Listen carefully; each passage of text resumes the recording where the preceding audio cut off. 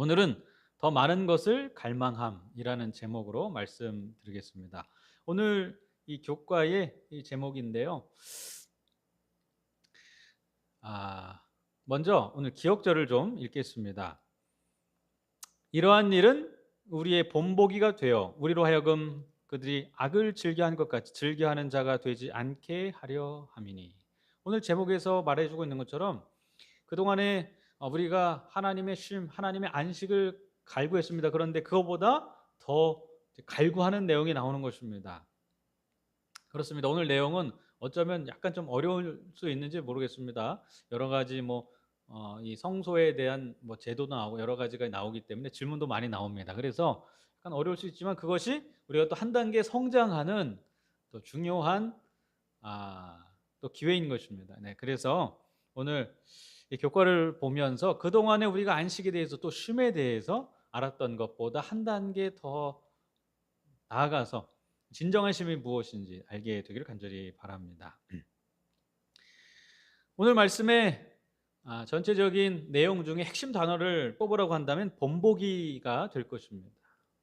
여러분, 사도 바울은 이 고린도전 10장 6절을 통해서 이 과거의 출애굽의 사건, 그것이 오늘날 우리에게 우리가 어떻게 해야 하는가에 대한 뭐가 된다고요? 본보기가 된다고 하는 것입니다. 그렇습니다. 우리 성경에 있는 모든 이 구약에 있는 내용들, 그것들은 더 큰 진리를, 신약에 있는 진리를 보여주기 위한 하나의 모형입니다. 그래서 신약 시대를 살아가고 또 오늘 현대를 살아가는 우리들은 그러한 과거의 일들을 본보기 삼아 오늘 내가 어떻게 행해야 될지를 결정할 수가 있는 거죠. 그것처럼 성경의 이 신약에 있는 내용들을 우리가 해석하고 그 의미를 찾고자 한다면 거기에 대한 모형이 숨어 있는 무엇을 봐야 될까요? 이 구약 성경을 보면 되는 것이죠. 네, 그래서 이 성경은 이 진리들이 마치 이 진리의 상자를 열면 그 속에 또 진리의 상자가 있고 또 그 진리의 상자를 열면 그 속에 또 진리의 상자가 있고 또 그 속에 있는 상자를 열면 그 속에 또 진리의 상자가 있는 것처럼 그렇게 이 같은 진리이긴 하지만 여러 겹으로 쌓여 있는 그러한 상자와 같다고도 할 수 있습니다. 그것을 우리가 프랙탈 구조라고 하죠. 여러분, 프랙탈 구조가 무엇입니까? 이 프랙탈 구조는 작은 구조가 전체 구조와 비슷한 형태로 끊임없이 되풀이되는 구조입니다. 그러니까 다른 구조가 되풀이되는 것이 아니고 작은 구조가 똑같이 계속 되풀이되는 구조예요. 성경에 나타난 진리들이 다른 것이 아니라 같은 진리들이 계속 반복되는 것과 똑같습니다. 여기에 보면 이 나뭇잎이 있죠. 나뭇잎 모양이 있습니다. 그런데 그 끝에 보니까요, 이런 작은 구조가 있어요. 그런데 그 구조를 확대해 보니까 이 본래 모습의 구조와 똑같습니다. 이것이 프랙탈 구조입니다. 작은 구조가 계속해서 반복이 돼요. 그래서 이 큰 구조긴 하지만 그 작게 보면 그 큰 구조의 모습이 작은데도 이렇게 포함되어 있는 것입니다. 이 과학자들은 이 자연계 속에 이 프랙탈 구조가 많이 있다고 그렇게 생각을 하죠. 여기 보세요. 나무 이파리입니다. 이 나무 이파들이 그 잎의 모양이 어때요? 아까 보신 것처럼 그렇게 작은 구조가 계속해서 반복이 돼서 큰 구조가 되는데 그 큰 구조에 작은 걸 보면 또 그 구조가 똑같은 게 들어있어요. 이것이 프랙탈 구조입니다. 여기 한번 더 볼까요? 강입니다. 여러분, 강의 큰 줄기를 한번 보세요. 크게 보면 큰 줄기와 옆에 가지들이 있죠. 그런데 그 가지를 한번 보세요.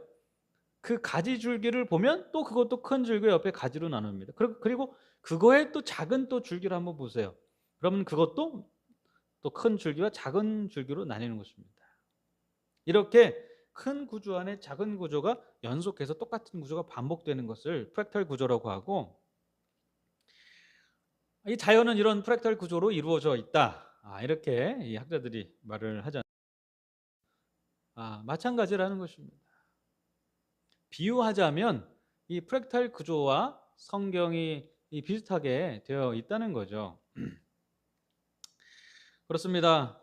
그래서 성경은 하나의 같은 진리가 계속해서 성경 전체를 통해서 반복되고 있는 것이죠. 그 하나의 주제는 무엇입니까? 그것은 예수님의 희생을 통하여 우리가 구원을 얻었다는 그 사실이 성경 전체에 나타나 있는 것입니다. 이것을 오늘 제가 여러분이 이해하기 쉽게 이 프랙탈 구조로 저는 설명을 드린 것입니다. 여러분, 그렇다면 질문을 한번 좀 드려보겠습니다. 제가 이 말씀 드린 것을 잘 참고해서 한번 생각해 보시기 바랍니다. 첫 번째 질문입니다. 오늘은 질문이 많습니다. 처음부터 끝까지 다 질문이에요. 계속해서 그러나 똑같이 반복됩니다. 오늘 설교도 이 프랙탈 구조예요. 똑같은 것이 계속 반복됩니다. 한번 답을 생각해 보세요. 오늘 월요일 소재에 나온 내용이긴 합니다. 왜 양의 피를 제단 뿔에 발라야 했는가 합니다. 여러분, 고대에 제사 드릴 때 이 양을 잡은 다음에 피를 받지 않습니까? 그리고 그 피를 어디다 발랐어요? 그 양을 살을 그 제단 뿔에 이렇게 발랐지 않습니까? 여기에 이 제단이 있고 빨간 뿔에 칠해진 피 보이시죠? 왜 피를 제단 뿔에 발랐을까요? 과연 이 피는 무엇을 의미합니까? 여러분 생각해 보세요. 답이 뭘까요? 여러분, 성경의 프랙탈 구조를 한번 생각해 보세요. 무슨 진리가 계속 반복되고 있어요? 성경에는요. 예수 그리스도의 희생을 통하여 우리가 구원받았다라는 진리가 계속 반복되고 있습니다. 자, 그렇다면 좀 작긴 하지만 이 제단 뿔에 발려진 피도 그것과 연관되어 있지 않을까요? 정확히 그런 것입니다. 레위기 17장 11절입니다. 이 피를 너희에게 주어 제단에 뿌려 너희의 생명을 위하여 속죄하게 하였나니 생명이 피에 있으므로 피가 죄를 속하느니라. 특별히 아무 피가 아니라 양의 피, 양이 상징하던 예수 그리스도입니다. 예수 그리스도의 피로 우리의 죄가 속죄되었다. 이것이 여기에도 지금 뭐하고 있어요? 나타나고 있어요. 하나의 진리가 성경에는 곳곳에 계속해서 반복되어 나타나는 것입니다. 여러분, 그러므로 성경을 읽다가 뭔가 아리송하고 어려우면 무엇을 떠올리면 될까요? 예수 그리스도의 피로 우리가 구원받았다는 사실을 떠올리면 여러분, 그 아리송했던 부분이 풀리게 되는 것이죠. 두 번째 질문입니다. 이스라엘 백성의 출애굽 여정이 우리에게 보여주는 진리는 무엇인가 하는 거죠. 좀 세부적으로 보겠습니다. 홍해를 건넌 사건은 우리에게 무엇을 보여주고 있습니까? 여러분, 이것도 뭐예요? 프랙탈 구조로 한번 생각해 보세요. 예수 그리스도의 희생을 통해 우리가 구원받았다라는 사실을 통해서 홍해 건넌 사건을 보시기 바랍니다. 그럼 무엇이 보입니까? 그리스도의 죽으심과 부활에 동참하는 침례가 바로 홍해를 건넌 사건임을 알게 되는 것이죠. 그리고 시내산에서 십계명을 받았는데 이것은 무엇을 나타냅니까? 그것은 뭐예요? 그리스도인들의 마음에 새겨야 할 이 품성을 나타내죠. 그러면 만나 사건은 또 무엇을 나타낼까요? 그것은 생명의 떡 되신 예수님을 나타내고, 아론의 쌍난 지팡이는요, 부활하신 예수님을 미리 보여주고 있지 않습니까? 여러분, 성경에는 여러 가지 사건들이 그저 의미 없게 기록되어 있는 것이 아니고 그 사건 하나하나를 들여다보면 거기에 프랙탈 구조가 있는 것입니다. 네. 제가 프랙탈 구조를 말씀드리는 것은 여러분이 이해하기 쉽게 비유로 말씀드리는 것입니다. 이것은 그렇게 좀 이해를 해줬으면 좋겠어요. 그렇습니다. 그 안에 하나하나의 사건이 무의미하게 반복되는 것이 아니고 그리스도를 통하여, 그분의 희생을 통하여 우리가 구원받았다는 사실, 그 진리들이 그 안에 또 담겨져 있는 것입니다. 기본적인 진리가 계속해서 성경에 반복되고 있는 것이죠. 여러분, 그러면 다음 질문은 이제 자신감이 생기셨을 거예요. 이 내용이 어떻게 진행되는지 아셨을 것입니다. 그럼 다음 질문 한번 답해 보시기 바랍니다. 그럼 법궤 안에 물건들이 있는데 거기에 여기에 만나 항아리가 있고 아론의 쌍난 지팡이 있고 십계명이 있습니다. 이것들이 나타내는 실체는 무엇입니까? 쉽지 않습니까? 누구만 떠올리면 돼요? 예수 그리스도. 그분으로 우리가, 그분의 희생으로 말미암아 구원받았다. 이것만 떠올리면 되는 것입니다. 그러면 이것도 정답은 뭐예요? 그렇습니다. 만나 항아리, 그 속에 만나가 들어있죠. 떡 되신 예수님. 그리고 그분께서 이 세상에 보여준 하나님의 사랑의 성품인 십계명, 그리고 그분께서 부활하시고 성도들이 부활할 이 아론의 쌍난 지팡이. 이것 또한 성경의 기본 진리가 반복되어 있어요. 그리스도의 희생을 통한 부활과 구원이 여기에 들어있는 것입니다. 그렇다면 이제 상자를 하나 더 벗겨보겠습니다. 그러면 뭐가 나옵니까? 이 지성소에 법궤가 있죠. 그런데 조금 더 상자를 이제 열어보세요. 그러면 그곳에 이제 이 성소가 나오죠. 사실은 상자를 거꾸로 이제 여는 겁니다. 사실은 작은 상자가 십계명이고 그거보다 그걸 감싸고 있던 큰 상자가 지금 나왔어요. 자, 여기에 지성소뿐만 아니라 성소의 모습이 이제 나왔습니다. 그렇다면 자, 질문입니다. 이 성소의 기물들이 상징하는 것은 무엇입니까? 여러분 무엇을 떠올리셔야 돼요? 계속해서 지금 반복되고 있어요. 무엇을 떠올리면 됩니까? 그리스도의 희생을 통하여 우리가 구원받았다는 사실을 떠올리시면 돼요. 왜냐하면 그것이 성경의 곳곳에 계속해서 반복되어 있기 때문에 그렇습니다.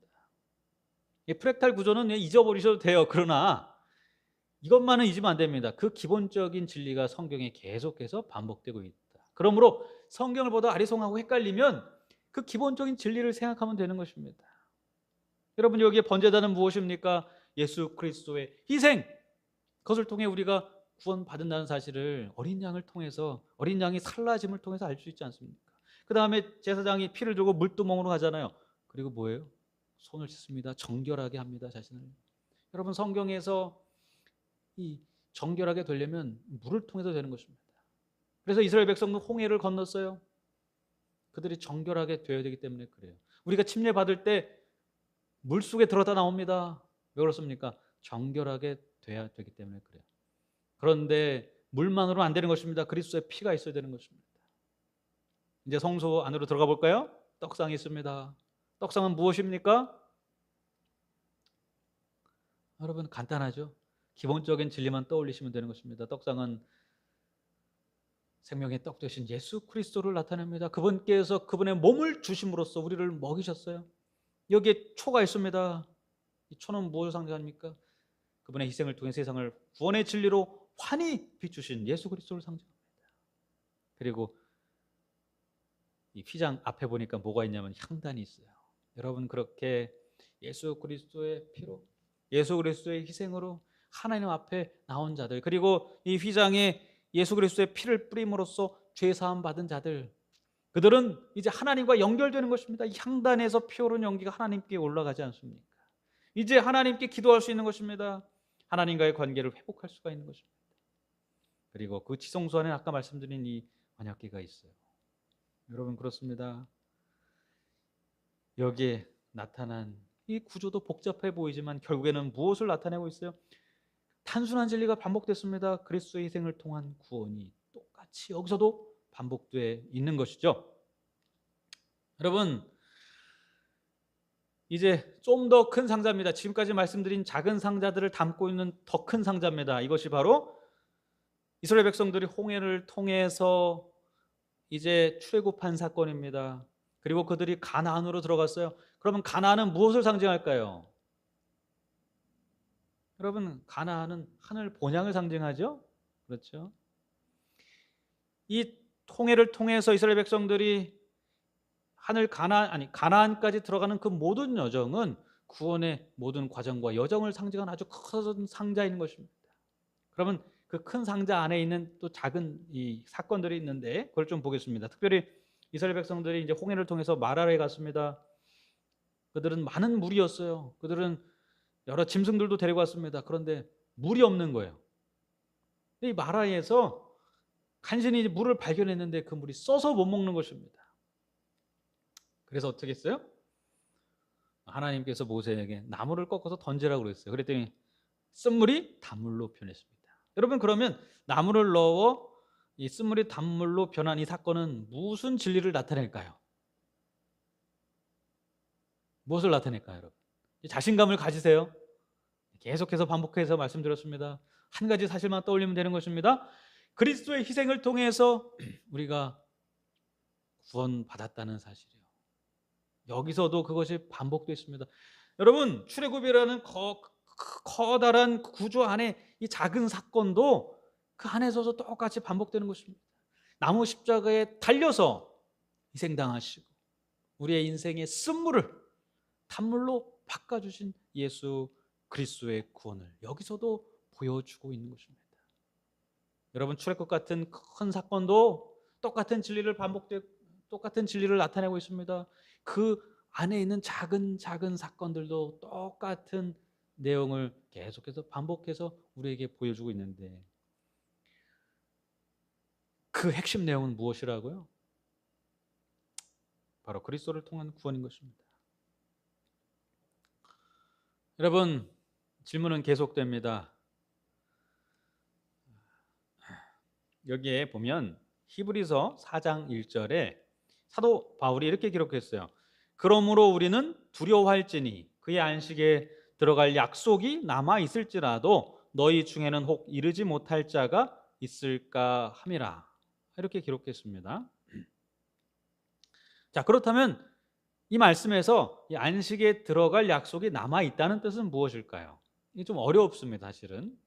그러나 우리는 한 가지만 기억하면 된다고 말씀드렸습니다. 그것만 기억하시면 돼요. 자, 그럼 그 다음 성경절을 좀 보겠습니다. 그러므로 우리가 저 안식에 들어가기를 힘쓸지니 이는 누구든지 순종하지 아니하는 본에 빠지지 않게 하려 함이라. 여러분, 우리에게 이 안식할 약속이 남아 있는데, 그런데 거기에 들어가기를 힘써야 돼요. 왜냐하면 순종하지 아니하는 자는 들어갈 수가 없기 때문에 그렇습니다. 여러분, 이 질문에 대해 답하시려면 한 가지를 더 생각하셔야 되는데, 그것은 바로 이제 출애굽기의 내용입니다. 사도 이 바울은 출애굽기의 내용을 빗대어서 여기에 이렇게 말씀을 기록한 것이고, 그리고 이 안식이라는 것은 이스라엘 백성들이 출애굽했습니다. 그들의 목표는 무엇이었습니까? 저 가나안에 들어가는 것이었어요. 근데 그 가나안의 영적인 의미는 무엇입니까? 하늘 가나안입니다. 하늘 가나안, 그것이 바로 우리의 안식할 처소인 것입니다. 사도 바울은 그 하늘 가나안을 안식할 처소로, 지금 안식할 약속이 남아있다는 것으로 그렇게 기록하고 있는 것이죠. 그래서 우리에게는 아직 여러분, 하늘 가나안에 들어갈 약속이 뭐에 있어요? 남아있는 것입니다. 그래서 안식에 들어갈 약속이 남아있다는 뜻은 하늘 가나안에 들어갈 약속이 우리에게 남아있다는 것이고, 우리의 자리가 하늘 가나안에 있다는 거예요. 그런데 거기에 들어가기를 뭐하라고요? 힘쓰라고 그랬어요. 왜냐하면 순종하지 아니하는 본에 빠지지 않아야 되기 때문에 그렇습니다. 이스라엘 백성들을 보시기 바랍니다. 모든 이스라엘 백성들이 다 가나안에 들어가지 못했어요. 그들은 계속해서 하나님께 순종하지 않았습니다. 그리고 많은 자들이 낙오당했어요. 여러분, 이 질문에 대한 대답도 마찬가지입니다. 그리스도의 희생을 통한 구원과 부활을 생각하면 되는 것입니다. 여러분, 왜 불순종하면 하나님께서 우리에게 약속하신 그 안식에 들어가지 못할까요? 하늘 가나안에 들어가지 못할까요? 불순종과 하늘 가나안을 우리에게 주신 그 약속 사이에 어떤 연관이 있을까요? 거기에 대하여 바울은 이렇게 말하고 있습니다. 바울은 분명 우리에게 하늘 가나안에 우리에게 남아있는 그 안식에 들어가기를 힘쓰라고 그랬습니다. 그러면서 이렇게 말했습니다. 오늘 너희가 그의 음성을 듣거든 너희 마음을 완고하게 하지 말라. 여러분, 우리는 어떻게 구원받습니까? 예수 그리스도의 십자가 희생을 통해서 구원받습니다. 성경에 그것이 무한히 반복되어 있습니다. 그런데 그것은 우리의 머리로만 알아서는 안 되는 것입니다. 그리스도께서 오늘도 우리의 마음을 두드리십니다. 그런데 어떤 분들은요, 오늘은 예수님 안 됩니다. 오늘은 들어오지 마시고 내일쯤 들어오세요. 그 다음날이 됐습니다. 그런데 예수님 죄송합니다. 오늘은 제가 좀 바쁩니다. 한 달 후에 좀 들어오십시오. 여러분, 그러면 안 된다는 것입니다.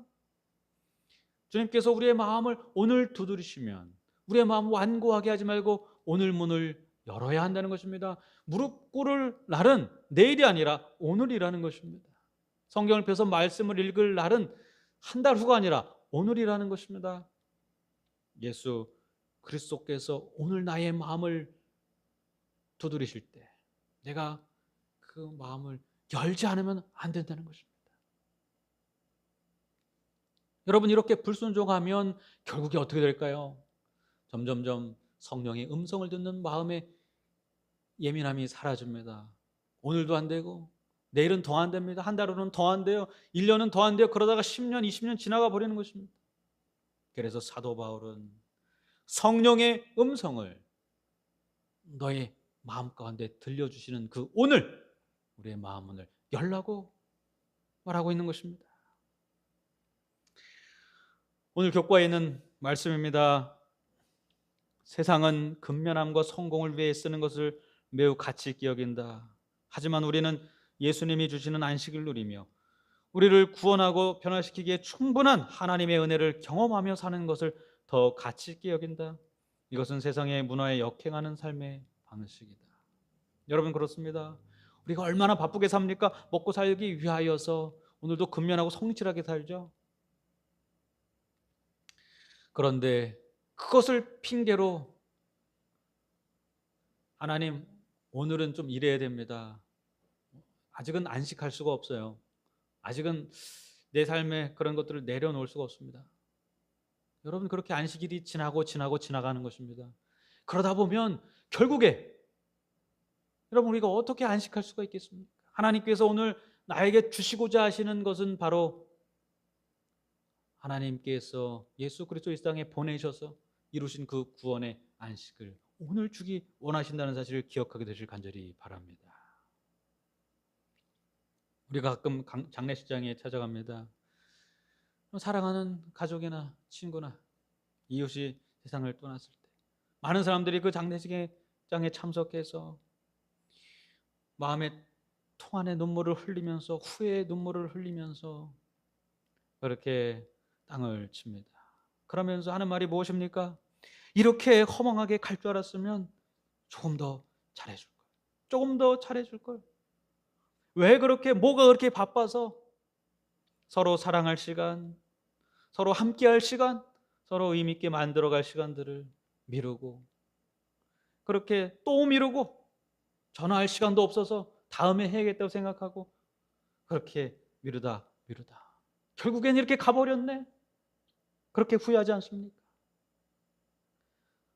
성도 여러분, 예수 그리스도의 두드리심을 우리가 허락하고 그분의 음성에 순종해야 되는 날은 내일이 아니고 모레도 아니고 오늘임을 기억하게 되기 바랍니다.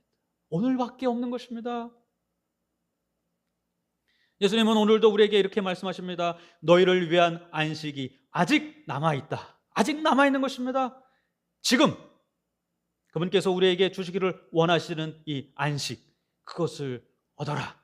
너희 마음문을 열어라. 그리스도의 음성에 순종하라. 그러면 지금 너희가 그 귀한 안식을 얻게 될 것이다 말씀하십니다. 오늘 이 자리에 있는 저와 여러분 모두 주님께서 우리의 마음문을 들어오실 때에 우리의 마음문을 활짝 열고 주님의 음성에 순종하고 다음에 얻을 안식이 아니라 오늘 얻을 안식을 이 자리에서 누리는 저와 여러분 되기를 간절히 바라면서 말씀을 마치겠습니다.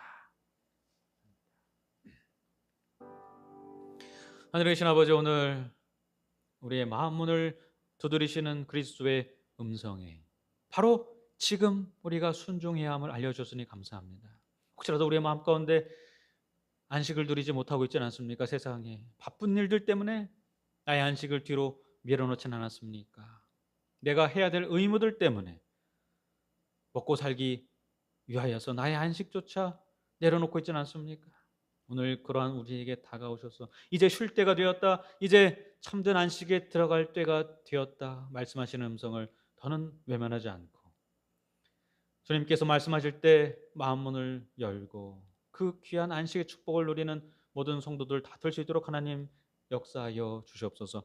이 저녁 주님께서 우리의 마음에 함께 하시고 우리의 마음문을 열어주셔서 지금 이 시간 주님께서 마련하신 참된 안식 가운데 거하는 귀한 축복받는 성도들 될 수 있도록 주님께서 함께하여 주실 것을 믿고 바라오며 사랑이 충만하신 예수님의 이름으로 기도드렸습니다.